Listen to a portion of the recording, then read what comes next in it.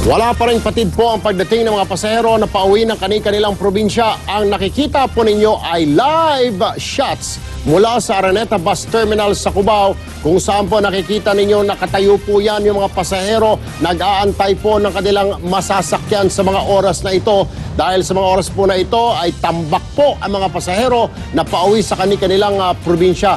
Diyan po sa Araneta Bus Terminal, mga kapatid, ay nakaparada ang ilang pong kumpanya ng bus na maghahatid po sa karamihan ng mga pasahero natin panorte. Ibig kong sabihin, galing po papunta po ng Bulacan, Pampanga, Olongapo, and so forth hanggang Ilocos ho dyan. So kung kayo ho ay papunta na ho dyan ngayon, medyo alam nyo na ho sitwasyon, maghanda po kayo, magdala ho kayo ng pamaypay, tubig, inumin, at kung maaari po, huwag masyadong marami ang bagahe. Another thing ho, kung kayo ay kailangan ng tulong, pwede po kayo magpunta dyan sa aming News 5 Action Center para po sa mga tubig at pagpapa-blood pressure bilang public service po ng TV5. Samantala, sa NAIA Terminal 3 naman, naglatag ng mga banig at higaan ang libu-libong pasaherong nag-aabang ng kanilang flight. Para sa update, naroon po ang aming kasamang si Ina Zara live mula sa NAIA. Ina. Yes, Erwin, bago nga matapos ang araw na ito ay tinatayang hihigit sa 40,000 mga pasahero ang daraan dito sa NAIA Terminal 3. Kaya naman kanina halos mapuno na ng pasahero ang labas at loob ng terminal. Nagmistulang parke na sa loob ng Terminal 3 sa dami ng mga pasaherong nakahiga sa sahig. May latag man o wala, kanya-kanya na silang pwesto para di mangawit sa kahihintay. Ang pamilya Tuazon, naging picnic ang paghihintay sa flight ng kanilang tatay Arturo pa China. Imbis kasi na bumili ng pagkain sa mga restaurant sa airport, ang buong pamilya may baong sariling kanin at ulam na binalot sa dahon ng saging. Pag kami may baon, di less namin, gastos namin. Simula pa alas 3 ng madaling araw, walang tigil ang pagdating ng mga pasahero. Sabi ni NAIA Terminal 3 Manager Octavio Lina, ito na ang huling buhos ng mga pasaherong magdiriwang ng Holy Week sa probinsya at sa ibang bansa. Pero kahit mababawasan ang mga inaasahang pasahero bukas at sa Biyernes Santo, tuloy pa rin ang pagronda ng airport police at security kasama ang mga K9 unit. Sabi ni Engineer Lina, mananatiling naka-heightened alert ang lahat ng mga terminal hanggang sa April 11. Actually, kahapon bumaba na tayo ng 43,000 passengers na gumamit ng terminal. So, we expect na ganun pa rin halos yung ngayong araw na to. And then talagang Huwebes, Biyernes talagang medyo makikita na natin talagang konti-konti na lang halos yun. Mag-normal tayo nung. Erwin, sa bandang likuran ko ay ang Gate 1 nga ng Terminal 3 at makikita ninyo na may mga mangilan-ngilan pa ring pasahero na nakapila, bagamat kakaunti na yan kumpara sa dami ng mga dumating na pasahero kanina dahil karamihan na nga sa mga flights ay nakaalis na ng hapon. Samantala kanina, Erwin, ay may mga nakausap din tayong ilang pasahero na nagrereklamo dahil delayed daw yung kanilang flight, partikular yung 5 biyahe papuntang Katiklan. Ang paliwanag naman dyan ng NAIA management ay dahil karamihan daw sa mga eroplano ay manggagaling sa Boracay. Idagdag pa nga na traffic sa tarmac dahil na rin sa mga dinagdag na biyahe ng ilang airlines. Erwin? Maraming salamat sa iyo, Ina Zara, live mula sa NAIA Terminal 3. Samantala, kakaiba naman po ang panata ng isang designer sa Binangonan, Rizal. Tuwing Semana Santa, ang napili niya kasing tahian ng damit ay mga santo. Tracy Cabial, ikwento mo. Holy Week na pero doble kayod pa rin ang mananahing si Gigi. Bukas, Huwebes Santo, ipaparada sa bayan ng Binangonan, Rizal ang kanyang mga modelo, 5 santo. 22 taon na raw panata ni Gigi na damitan ng mga ito. Pangarap din ng mother ko, no, kaya lang my mother passed away na 44 years old, so hindi niya natupad. Ako na yung nagtuloy ng dreams niya na magkaroon ng mga poon. Kapansin-pansin ng metikulosong pagdadamit ni Gigi sa mga puon, mula sa mga kulay ng telang dapat gamitin hanggang sa mga gawang kamay na embroidery. Sinisigurado ni Gigi na hindi mawawala ang pagiging sagrado ng mga puon. Traditional na pagdadamit na minsan nga gagamit ka lang ng plain materials, more on color combination.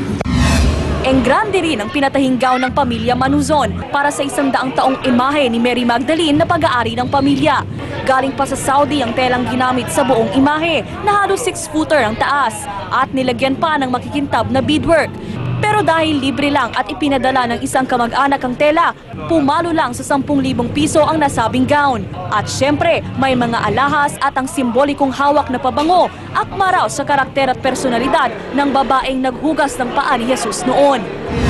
Sabi mo nang malandi ang buhay niya, Kailangan malandi rin damit niya eh. We never repeat isang damit eh. Taon-taon gumagawa kami. Parehong biyaya at milagro raw ang mag-alaga at magbihis ng santo. Pero paalala ng mga deboto, hindi sapat ang may budget o pera. Para daw tumagal ang isang tradisyon, kailangang isa puso at gawin ito ng buong pamilya. Fritzy Cabial, News 5. Sumadsad naman po ang isang balyena sa pampang ng isang bayan sa Ilocos Sur. 17 talampakan o halos kalahati ng basketball court ang haba ng pygmy killer whale na nakita sa barangay Nalvo, bayan ng Santa Maria. Noong una, nakita lang daw ng mga residente ang killer whale na lumalapit sa pampang. Tinaboy daw ito ng mga mangingisda pero sa huli, inano din ito sa pampang saka namatay. Ayon po sa pagsusuri ng BIFAR, pagdudugo sa loob ng katawan ng dahilan ng pagkamatay ng balyena. Posibleng dulot daw ito ng dynamite fishing. Agad ding inilibing sa dalampasigan ang balyena na isang endangered species na. Sa ibang balita naman, inilabas ng Bureau of Internal Revenue ang listahan ng top taxpayers sa 2010. Number 1 ang construction magnate na si Vicente Lau na nagbayad ng higit 75 milyong piso. Pasok din sa top 10 ang kontrobersyal na direktor na si Carlo Caparas. Nasa ika-21 pwesto naman ang TV5 host na si Willie Revillame. Pang-13 naman si TV5 President Ray Espinosa, habang ang chairman ng Kapatid Network na si Manny Pangilinan ay pang-43. Kapansin-pansin naman na absent sa lista ng 2008 top-notcher na si Manny Pacquiao.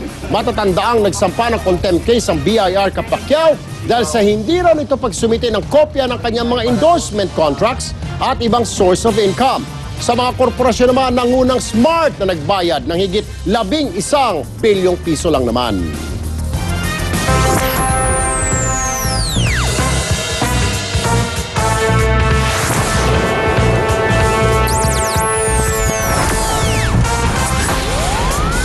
Mga kapatid, sa kabila ng init, biglang umulan kanina dito po sa Metro Manila. Sabi ng Pag-asa, localized thunderstorm lang naman yun. Ba't nagkaganon? Dahil sa sobrang init, sa proseso ng tinatawag na condensation, agad na ipon ang mga tubig sa ulap. At ayun, saka biglang bubuhos. Pero sandali lang naman ito, katulad ng ulan po kanina. At sa mga kapatid natin dyan sa May Hilaga at Central Luzon, mas maging maingat lang din po tayo dahil medyo nagparamdam din kasi ang buntot ng cold front, kaya huwag nang magulat kung bigla pong umulan. Pero ang good news naman, andyan pa rin po ang ridge of high pressure area at dala niyan ay init. Kaya overall, good weather pa rin ang inaasahan sa buong bansa.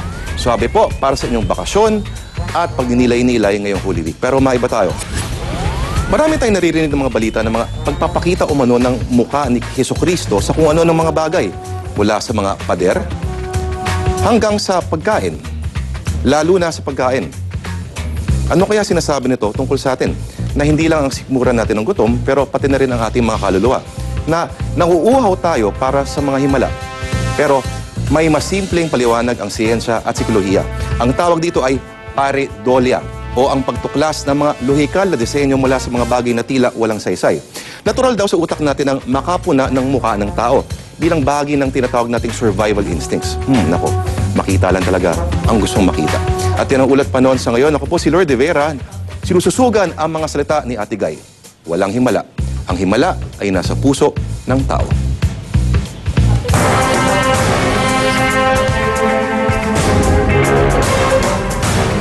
Dito po sa Video Bandido, hindi lang kami puro sat-sat dahil ang mga dinokumento ninyong reklamo, may katapat po na solusyon. Hetong ilan sa mga problemang aming naaksyonan. Nitong nakaraang Martes, March 27, inireklamo sa amin ng concerned citizen sa Marikina ang mga illegal vendors sa kanilang footbridge sa Marcos Highway. Yan po overpass para sa tao, hindi mo para gawing tindahan o palengke. Ayun po, sige po, bukas sa bukas din po, papupuntahan po natin sa mga tauhan natin. Ngayon, malinis na at wala na ang mga nagtitinda sa naturang footbridge. At kinabukasan naman yan, March 28, mga residente naman ng F. Bautista Street sa Marulas, Valenzuela ang nagsumbong tungkol sa kanilang baradong drainage na perwisyo at matagal na nilang problema. Agad po tayo nagpadala ng tao. Kasalukuyan po natin pinapatrabaho. Matapos magsumbong sa Video Bandido, agad umaksyon ng lokal na pamahalaan ng Valenzuela at inayos ang baradong kanal. Para po sa mga maksyon sa ating reklamo, kina Ginoong Cesar Peralta, OIC ng Clean and Green ng Valenzuela at Mayor Del De Guzman ng Marikina, maraming salamat po at Happy Easter!